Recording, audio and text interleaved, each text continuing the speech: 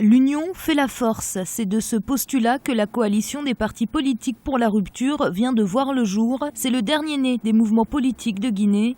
Constitué autour du docteur Faye Milimono, l'un des candidats à la dernière élection présidentielle, cette coalition entend réunifier l'opposition du pays et lui organiser des états généraux, une opposition marquée par de nombreux échecs et qui ne parvient pas à créer l'alternance.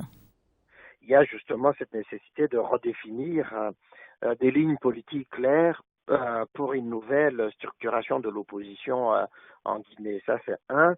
Deux, quand on regarde le nombre justement des partis d'opposition, on est effaré par ces grands nombres, une 200aine des partis politiques dont on ne voit pas toujours l'efficacité sur le terrain, ni par rapport au pouvoir en place, ni par rapport aux propositions de politiques différentes pour le renouveau de la Guinée qu'on a créé.